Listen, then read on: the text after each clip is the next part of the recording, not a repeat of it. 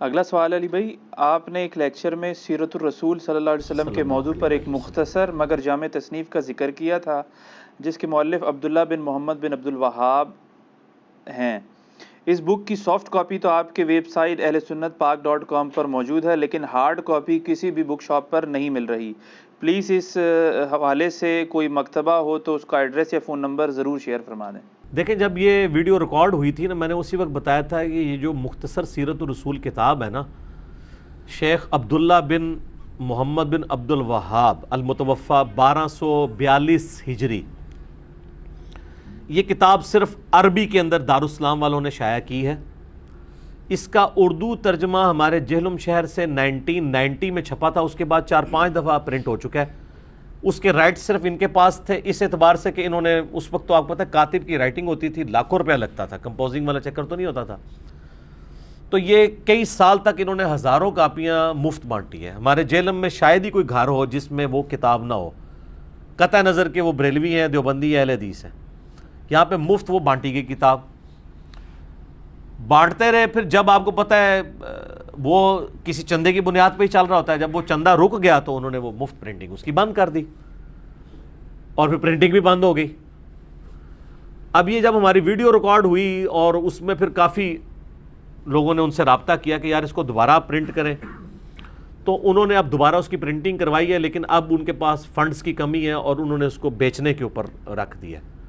بہرحال ہم نے تھوڑی ان کی منت سماجت کر کے ان سے یعنی تھوڑے سے پروفٹ کے اوپر ہی، ان کے پروفٹ کے اوپر وہ کتابیں اٹھا لی ہیں کچھ، تو اب آپ ہماری اکیڈمی میں رابطہ کر سکتے ہیں صبح 9 سے شام 5 بجے تک، +923215900162، پاکستان میں کریں گے تو 032159000162 کال کر کے آپ TCS میں آپ کو ایک کاپی 600 روپیز میں مل جائے گی۔ ویسے اس کے اوپر جو قیمت مارکیٹ میں رکھی ہوئی ہے وہ 1200 ہے، اور وہ 1200 بتا کے آپ کو 800 کی دیں گے، یا بہت کر لیا تو 600 کی دے دیں گے کہ جی آپ کو آدھی قیمت پہ دے رہے ہیں۔ ہم آپ کو ود TCS آپ کے گھر میں 600 کی پہنچائیں گے، صرف TCS کا خرچہ ہی 300+ کا ہے۔ تو وہ آپ اکیڈمی میں رابطہ کریں، ہارڈ کاپیز ہم نے اویلیبل کر لی ہیں اب، اور یہ کتاب آپ ضرور پڑھیں، مختصر سیرت الرسول صلی اللہ علیہ وآلہ وسلم۔ یہ کتاب تلخیص ہے ان بڑی سیرت کی کتابوں کی۔ آپ کو پتہ ہے اس امت میں سب سے پہلے سیرت کی کتاب جو پوری دنیا میں اتھینٹک مانی جاتی ہے، جسٹ لائک اہل سنت کے ہاں صحیح بخاری ہے نا، جو اس کا مرتبہ ہے نا سیرت میں، امام بخاری سے بھی 100 سال پہلے ایک بزرگ گزرے ہیں، تابعی، بلکہ تابعین کی تو تصنیف ہی آپ کو نہیں ملتی ہیں۔ یہ ایک ایسی تصنیف تابعی کی لکھی ہوئی ہے، ایک صحابی کے شاگرد کی، جس کو اللہ نے پوری دنیا میں پذیرائی دی ہے، کیونکہ کتابوں کا سلسلہ تبع تابعین سے شروع ہے۔ تابعی اگر کوئی ہے نا جس کی کتاب پوری دنیا میں چل رہی ہے اور اب اردو میں بھی ترجمہ ہو چکا ہے، وہ ہے امام ابن اسحاق المتوفی 150 ہجری، جو انس ابن مالک کے شاگرد ہیں، جنہوں نے نبی علیہ السلام کو 10 سال وضو کروایا۔ اس کو سیرت ابن اسحاق کہا جاتا ہے، یعنی ابن اسحاق کی لکھی ہوئی سیرت۔ اسی میں وہ قول ہے جو امام بیہقی نے بھی لیا تھا کہ نبی علیہ السلام عام الفیل والے سال 12 ربیع الاول کو سوموار کے دن پیدا ہوئے، یہ وہی ہے۔ اس سیرت کی کتاب تو بہت ڈیٹیل ہے، یہ آپ کو جتنی نبی علیہ السلام کی بایوگرافی پہ فلمیں بھی مل رہی ہیں نا، اس پہ پہلے نمبر پہ لکھا ہوتا ہے سیرت ابن اسحاق۔ ان سے آلموسٹ 50-60 سال کے بعد ایک اور بزرگ آئے، امام ابن ہشام المتوفی 218 ہجری، وہ بھی امام بخاری سے 40-50 سال پہلے کے بزرگ ہیں۔ امام بخاری تو 256 میں فوت ہوئے ہیں، ابن ہشام 218 میں فوت ہوئے ہیں۔ انہوں نے اس کی تلخیص لکھی، اس کو کہتے ہیں سیرت ابن ہشام، اور اس کی پذیرائی ابن اسحاق سے بھی زیادہ ہوئی، یہ بھی اردو میں اویلیبل ہے۔ دنیا میں سب سے اتھینٹک سیرت کی کتاب کوئی مانی جاتی ہے نا تو سیرت ابن ہشام ہے، کیونکہ انہوں نے کافی جو اسرائیلی روایتیں وہ ہٹا کے نا اس کو تلخیص کر دی تھی ابن اسحاق کی۔ پھر کئی سو سال تک اس کے اوپر کام نہیں ہوا، لوگ اسی کو کوٹ کرتے رہے۔ محمد بن عبد الوہاب صاحب کے جو بیٹے تھے عبداللہ، یہ دوسرے نمبر کا ان کا بیٹا ہے، بڑے بیٹے کا نام ہے حسین، دوسرے کا نام ہے عبداللہ، تیسرے کا نام ہے حسن، چوتھے کا نام ہے علی۔ اب دیکھیں سارے ائمہ اہل بیت والے نام ہیں محمد بن عبد الوہاب صاحب کے بیٹوں کے۔ اچھا، تو یہ جو دوسرے نمبر کا بیٹا تھا آج سے 200 سال پہلے یہ فوت ہوئے ہیں 1242 ہجری، اب یہ چل رہا ہے 1441 ہجری. انہوں نے ابن ہشام کی بھی تلخیص کی اور مختصر سیرت الرسول لکھی، جو ہمارے جامعہ علوم عصریہ جہلم سے پہلی دفعہ اردو میں ترجمہ کر کے، یہاں پہ جو ایک اہل حدیث عالم تھے علامہ مدنی رحمہ اللہ تعالیٰ، بڑے جذبے والے تھے، انہوں نے پوری زندگی اس کو فری تقسیم کیا اور انہوں نے یہ کمٹمنٹ کی تھی کہ میں اس کو بیچوں گا نہیں، اور وہ اپنی زندگی کی وفات تک اس کے اوپر قائم رہے اور وہ دیتے رہے. بعد میں بھی کافی عرصہ، اب بجٹ کی کمی تھی تو انہوں نے لگایا، تو پھر ہم نے ان کو ریکویسٹ کی کہ سر ہمیں تو نو پروفٹ نو لاس پہ آپ دیں نا، ہم تاکہ لوگوں کو کم از کم یہ دیں، لوگ تو خریدنے کے لیے بھی تیار ہیں. تو اب وہ ماشاءاللہ آ گئی، بلکہ وہ پیچھے سے دونوں دکھائیں جی مجھے، پرانے والی بھی اور نئی والی بھی. میں ذرا دکھا دوں. اب نئی والی جو ہے نا اس کے گتا بھی ذرا اچھی کوالٹی کا انہوں نے عام سٹینڈرڈ سائز کے اوپر لے آئے ہیں، پرانے والی بھی لے آئے ہیں، ساتھ ہی پڑی ہوئی ہے. یہ پرنٹ ہو گئی ہے جی. اس میں نے خلفائے راشدین کی سیرت کے حوالے سے وہ حوالے پیش کیے تھے نا، سیدنا علی کے حوالے سے، جنگ جمل صفین نہروان کے بھی، یہ بھی سارے کے سارے ماشاء اللہ تعالیٰ اس میں موجود ہیں. یہ وہ پرانے والی ہے جو میں نے اس میں دکھائی تھی، اور یہ نئے والی ہے جو میری لیفٹ سائڈ کے اوپر ہے، یہ نئی والی. یہ رائٹ سائڈ والی جو ہے یہ پرانے والی ہے. تو یہ انشاءاللہ تعالیٰ آپ دیکھ لیں، ماشاءاللہ آلموسٹ 1000 صفحوں کے اوپر ہے. تو آپ کو 600 روپے میں ہم TCS گھر بھجوا دیں گے، اور اگر آپ یہاں کے بائی ہینڈ لیں گے پھر آپ کو 500 کی یہ ملے گی. چونکہ TCS کے حوالے سے ہمارے ان کے ساتھ کمٹمنٹ ہے TCS والوں کے ساتھ، تو ہم اس کو آلموسٹ مینیج کر لیتے ہیں کسی حد تک. پھر ہمارا یہ بھی ہوتا ہے جو ڈاک میں منگوا رہا ہے وہ چارہ آ نہیں سک رہا، تو ہماری اکیڈمی کی اپنے بھی بجٹ سے کچھ پیسے لگ جائیں تو ہم اس کو اکوموڈیٹ کر لیتے ہیں، کیونکہ ہم نو پروفٹ نو لاس کے اوپر اس معاملے کو لے کے چل رہے ہوتے ہیں. تو یہ سیرت، مختصر سیرت الرسول، انہوں نے اس کی تلخیص کی. اور اس وقت جو دنیا میں سب سے مشہور کتاب سیرت کی مانی جاتی ہے، جسے شاہ فیصل ایوارڈ بھی ملا تھا، الرحیق المختوم، صفی الرحمان مبارک پوری ایک اہل حدیث عالم تھے انڈیا کے، انہوں نے لکھی. وہ تو ابھی کچھ عرصہ پہلے ہی فوت ہوئے ہیں 2006 میں، 14 سال پہلے. تو آپ کو حیران کن بات بتاؤں، اس مقابلے میں 5 بندوں کی کتابوں کو ایوارڈ ملا. اس میں پہلی کتاب الرحیق المختوم تھی. یہ عربی میں لکھی گئی ہے. پہلے بھی وہ انڈین عالم تھے، دوسرے بھی انڈین تھے، تیسرے بھی ایک اور نان عرب تھے، چوتھا کوئی عربی تھا جس کو انعام ملا ہے. پہلے 3 انعام اجمیوں کو ملے ہیں اور عربی میں لکھنے کے. اس الرحیق المختوم میں بھی اکثر حوالے جو ہے نا وہ اس کتاب کے ہیں، مختصر سیرت الرسول کے. یعنی انہوں نے اتنی ویلیو ایڈیشن کی ہے. تو اس لیے یہ سیرت پہ اکثر لوگ مجھ سے پوچھ بھی رہے ہوتے ہیں کتاب. میرا خیال ہے یہ کتاب ایک آپ کو اوور آل عمر سیریز میں جو کچھ انہوں نے نبی علیہ السلام کی مبارک زندگی تک جو دکھایا ہے نا، کہ آپ کی ریولوشن کس طرح مکے سے شروع ہو کے آپ کی وفات تک کس لیول تک پہنچی ہے، وہ آلموسٹ انہوں نے کور کیا. اس میں بھی مطلب کچھ ایک چیزیں سکپ بھی ہوئی ہیں، لیکن اوور آل ایک اچھی کوشش ہے. تو یہ کتاب سیرت پہ بھی اکثر لوگ پوچھتے تھے، تو میں تو سب سے پہلے سیرت پہ کتاب آپ کو یہ والی بتاتا ہوں، قرآن. جی صحیح مسلم میں حدیث ہے، اما عائشہ سے پوچھا گیا نبی علیہ السلام کے اخلاق اور سیرت کیسی تھی، تو ان کا قرآن نہیں پڑھتے. وہ تو پریکٹیکل لائف ہے نا پوری آپ کی ایک زندگی. باقی ہم لوگوں کو زیادہ انٹرسٹ ہوتا ہے کہ آپ علیہ السلام کی بالکل ایک نجی لیول پہ جو آپ کی شمائل، یعنی آپ کی جو زندگی، گیٹ اپ، کیسا اٹھنا بیٹھنا، اتنی ڈیٹیل تو سارا قرآن تو صرف آپ کی دعوت کو ڈیل کرتا ہے. تو وہ آپ کو یہ کتاب آلموسٹ یہ 808 صفحے ہیں جی اس کتاب کے. تو 800 صفحوں میں یہ کتاب ہے. تو اس کی تو فوٹو کا بھی آپ کو 800 روپے میں نہیں مشکل سے ہوگی. تو یہ تو ہم آپ کو TCS سمیت 600 روپے کی اتنے موٹے گتے میں اچھی پرنٹنگ ہوئی ہوئی آپ کے گھر پہنچ جائے گی. تو جن لوگوں کو شوق ہے وہ یہ کتاب منگوائیں ضرور. ہمارا اس میں کوئی نفع نہیں ہے، آپ کے پوائنٹ آف ویو سے ہے. میں اگر مشکات کا تعارف کرواتا ہوں یا احادیث کی کتابوں کا یا سیرت کی کتابوں کا، اس لیے تاکہ جن کو پڑھنے کا شوق ہے، ہم تو یہ پڑھ چکے ہیں الحمدللہ، اور جب ضرورت پڑتی ہے پڑھتے ہیں حوالے کوٹ کرنے کے لیے. ایک مسلسل شغف رکھا ہوا ہے پڑھائی کا. تو آپ لوگ بھی شغف ذرا پیدا کریں، کتابوں کے ساتھ اپنے آپ کو جوڑیں، بابوں کے ساتھ نہ جوڑیں، چاہے وہ میں ہی کیوں نہ ہوں. حوالوں کے ساتھ، کتابوں کے ساتھ جڑیں. اس کتاب پہ میں 1 گھنٹہ بول سکتا ہوں، لیکن مختصر سے ٹائم پہ 10 چھوٹے چھوٹے حوالے دوں گا اور ان کی انجینئرنگ نہیں کروں گا. اس کے لیے آپ میرا ریسرچ پیپر 5B پڑھیں، جس کا میں تعارف اینڈ پہ کراؤں گا. پہلے کرا دیا تو آپ کو برا لگے گا. اس کے اوپر آپ مولا علی والا چیپٹر نکالیں سر، اینڈ پہ جا کے آتا ہے مولا علی کے اوپر چیپٹر. سیرت الرسول لکھی ہے اور ساتھ خلفائے راشدین کی بھی لکھی ہے انہوں نے، مختصر سی خلافت راشدہ کے اوپر. مولا علی والا چیپٹر ان کا سٹارٹ ہوتا ہے جی پیج نمبر 781، حضرت علی ابن ابی طالب کی خلافت.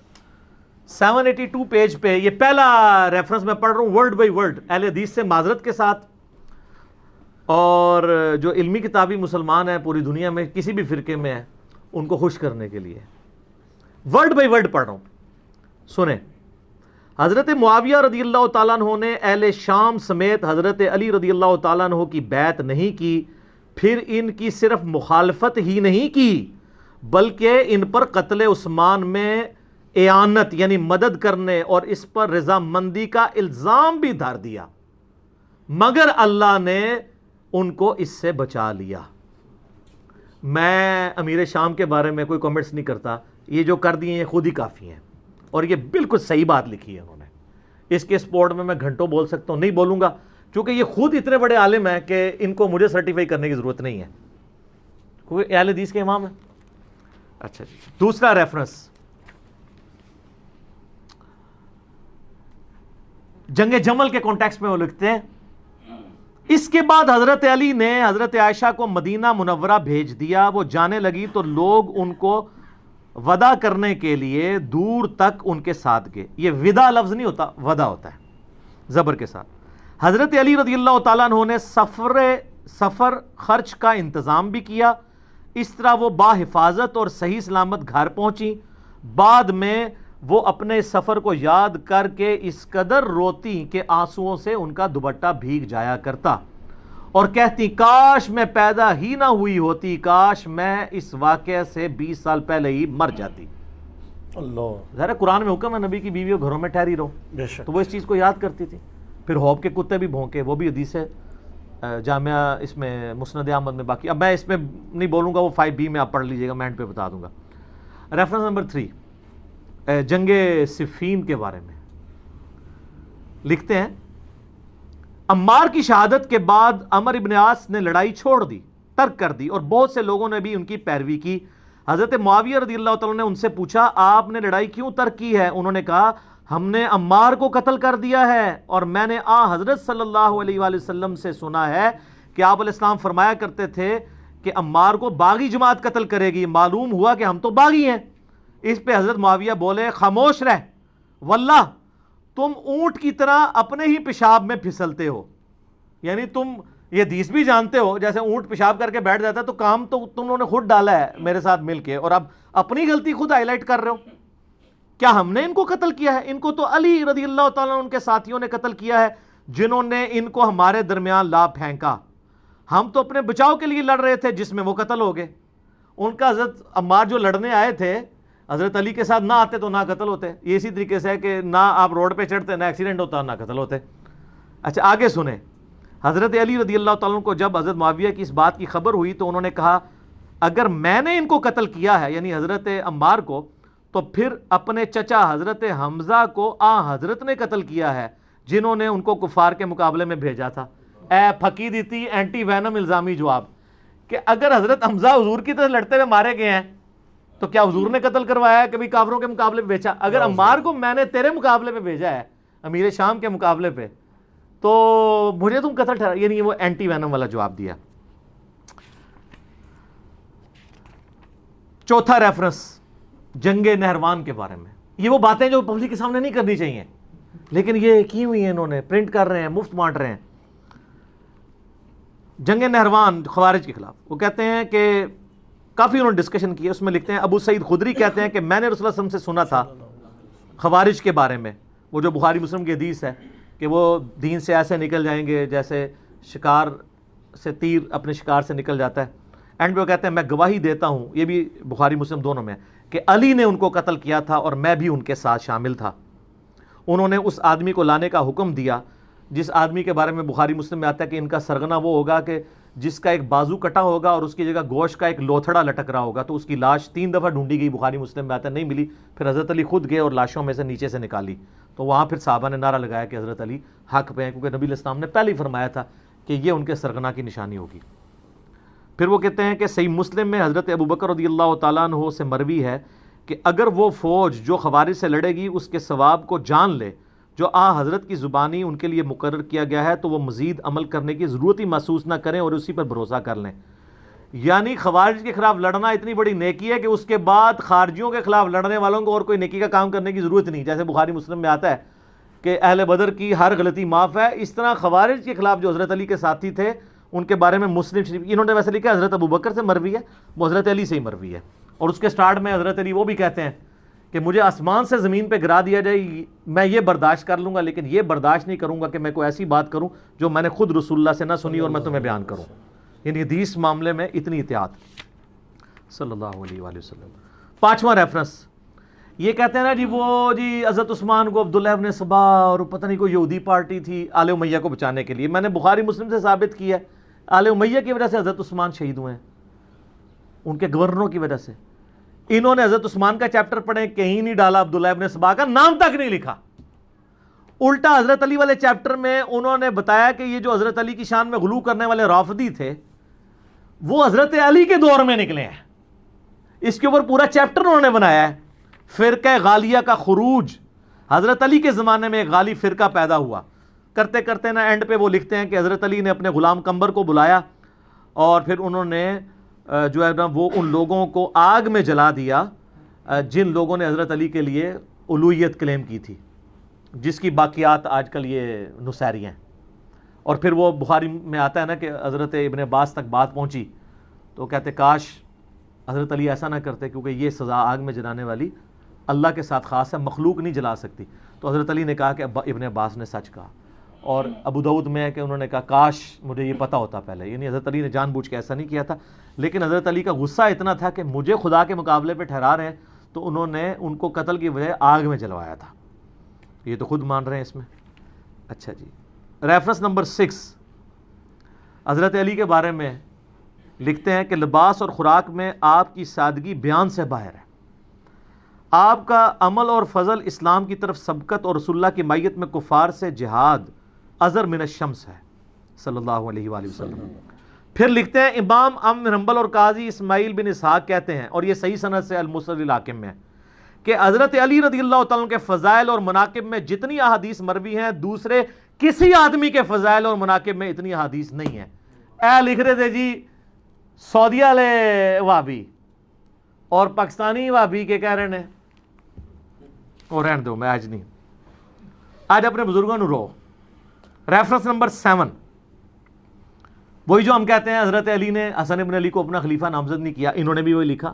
کسی نے کہا کیا آپ اپنے بعد آنے والے خلیفہ کو نامزد کریں گے؟ انہوں نے فرمایا نہیں، میں تمہیں اسی طرح چھوڑوں گا جس طرح رسول اللہ صلی اللہ علیہ وسلم تمہیں چھوڑ گئے تھے.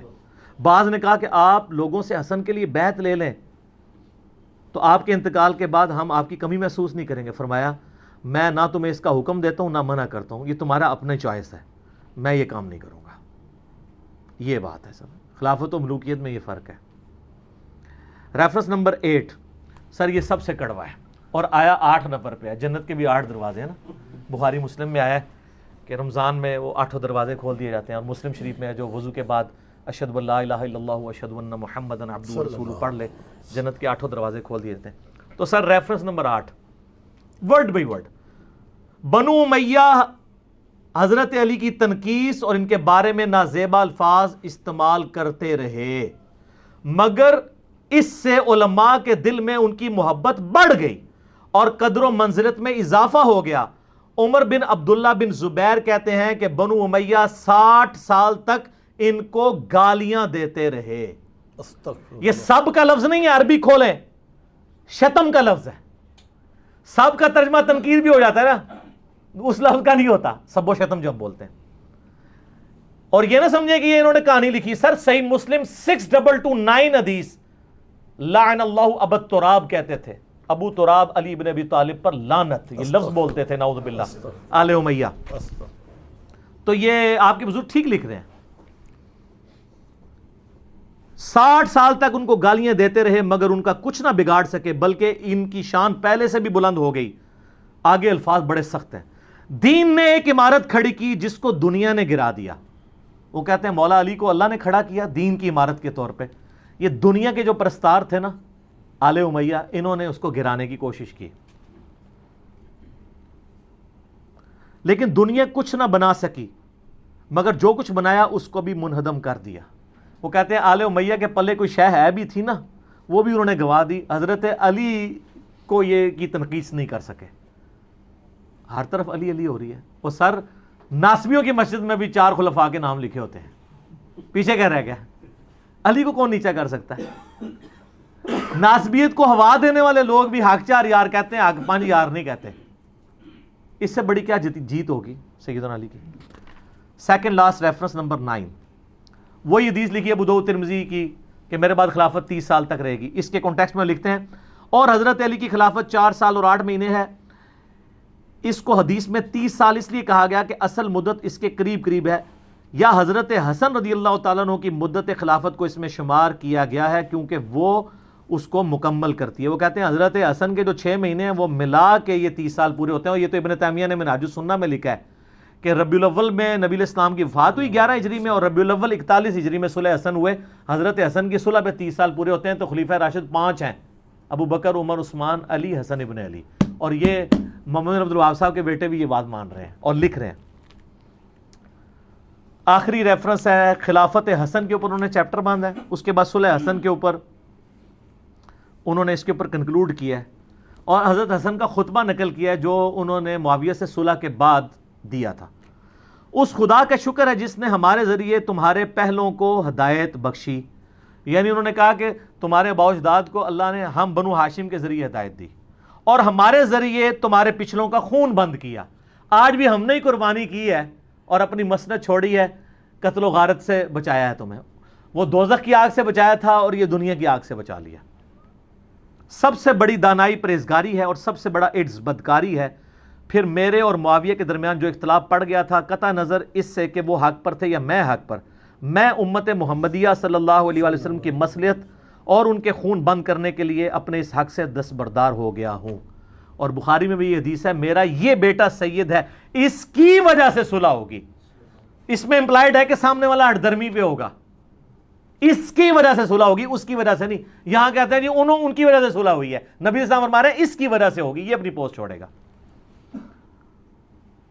پھر معاویہ رضی اللہ تعالیٰ کی طرف منہ کر کے فرمایا میں نہیں جانتا کہ یہ تمہارے لیے فتنہ ہے یہ حکومت یا کچھ مدت کے لیے اس میں تمہارے لیے فائدہ ہے, یعنی دنیا میں کچھ فائدہ اٹھا لو. مجھے نہیں پتا, اللہ نے تمہیں آزمائش میں ڈالا ہے. تو یہ دونوں باتیں ہوئیں, آزمائش میں بھی ڈلے اور فتنے کا بھی شکار ہوئے. اور یہ حقائق اگر آپ کو جاننے ہوں تو دنیا میں ایک پمفلٹ ہے جس کا عنوان ہے 5B ریسرچ پیپر. سر یہ ہاں واقعہ کربلا کا کہانی پس منظر نہیں, حقیقی پس منظر 72 صحیح الاسناد احادیث کی روشنی میں, جس میں 200 سے زیادہ احادیث ہیں. 72 کا ٹائٹل میں نے شہدائے کربلا کی نسبت سے لیا. ایک نمبر پہ کئی حدیثیں ہیں, مثلا 33 نمبر پہ 8 حدیثیں ہیں, 8 طرق غدیر خم کے. سیدنا عمر کی شہادت سے لے کر شہادت حسین تک پوری اسلامک ہسٹری کور ہوئی ہے.